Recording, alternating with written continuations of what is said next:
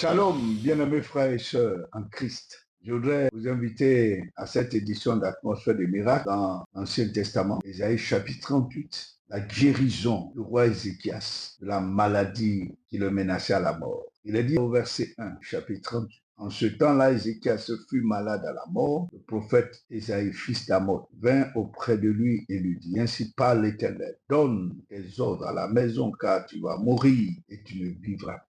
Ézéchias tourna son visage contre le mur et fit cette prière à l'Éternel. Ô Éternel, souviens-toi que j'ai marché devant toi avec fidélité et intégrité de cœur et que j'ai fait ce qui est bien à tes yeux. Et Ézéchias répandit d'abondantes larmes. Puis, la parole de l'Éternel fut adressée à Ésaïe en ces mots. Va et dis à Ézéchias, ainsi parle l'Éternel, le Dieu de David, ton père. J'ai entendu ta prière. J'ai vu tes larmes. Voici, j'ajouterai à tes jours 15 années. Je te délivrerai, toi et cette ville, de la main du roi d'Assyrie. Je protégerai cette ville. Amen.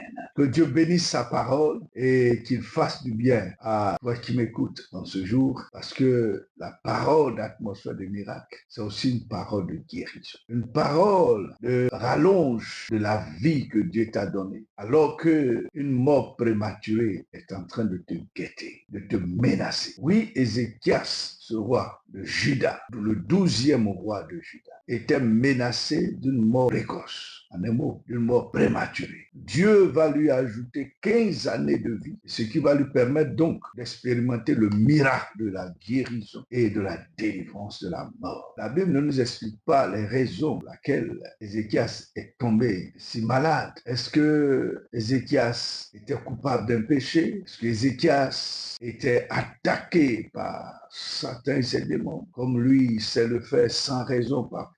Est-ce qu'il y avait toute une autre raison qui avait plongé ce roi dans la maladie qui l'entraînait au bord de la mort? Rien ne nous expliqué ici dans ce texte. Cependant, Dieu va envoyer son serviteur vers lui pour lui annoncer la fin de ses jours, de préparer sa maison à cela, de préparer sa vie à la mort, au départ. Alors, je voudrais ici, bien aimé, dire que la mort est une réalité à laquelle tous nous ferons face un jour. Nous expérimenterons ce passage de la vie à l'au-delà. Et c'est ce qu'on appelle la mort. Et la mort fait peur. La mort effraie. La mort est une épreuve douloureuse de séparation, parfois imprévue, inattendue par l'entourage et la victime elle-même. Mais ici, Dieu avertit son serviteur et lui dit de se préparer à la mort. Et lui dit de préparer sa maison à cette nouvelle triste et douloureuse, cette séparation. On pourrait dire que dans la grâce que Dieu nous donne, dans son amour, parfois Dieu que nous servons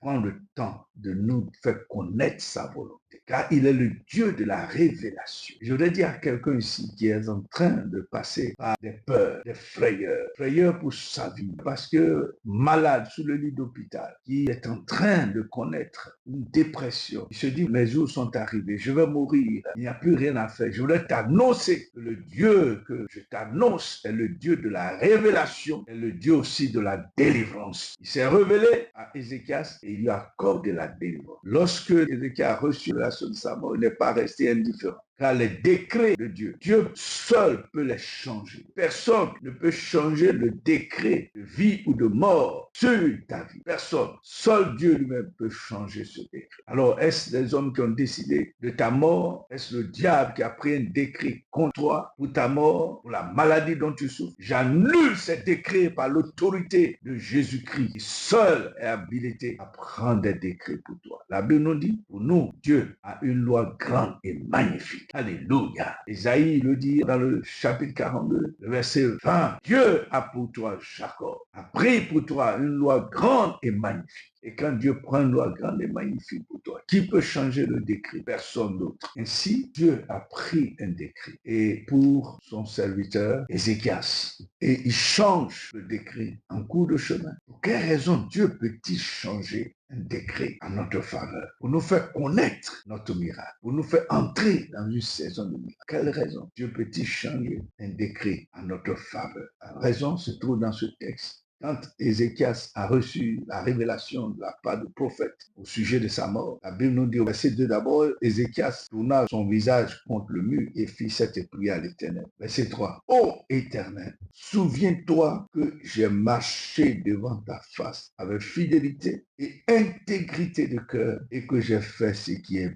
bien à tes yeux. Alléluia. Tel est le secret d'Ézéchias qui a amené Dieu à changer le décret. Le décret de mort en décret de vie. Le décret de désolation, de larmes en décret de joie.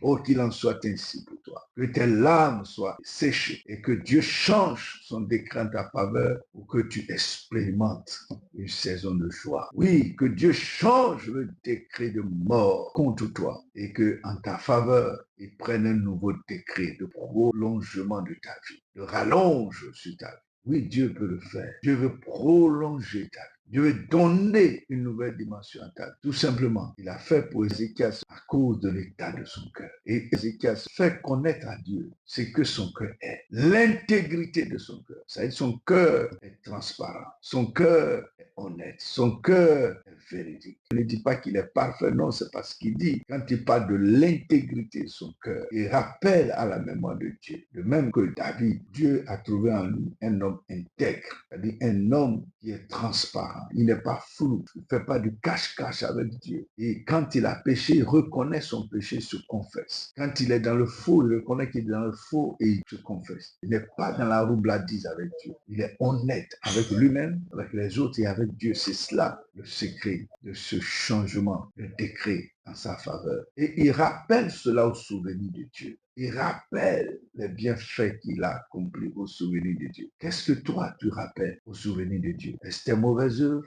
Est-ce la méchanceté de ton cœur? Est-ce les mauvaises attitudes que tu as eues envers les autres? Non, il faut changer de camp. Il faut changer l'état de ton cœur. Répands-toi et demande pardon à Dieu. Demande pardon à ceux à qui tu as fait du mal. Certainement, le Seigneur fera grâce et changera le décret qui est contre toi aujourd'hui. Le décret de condamnation, le décret de mort, le décret de maladie, un décret de vie à ton avantage, de guérison et de bénédiction. Il en soit ainsi pour toi, comme l'en a été pour Ézéchias. Et que l'Éternel soit ta force dans ce moment de crise que tu traverses. Reçois ta guérison au nom de Jésus-Christ. Amen. Shalom.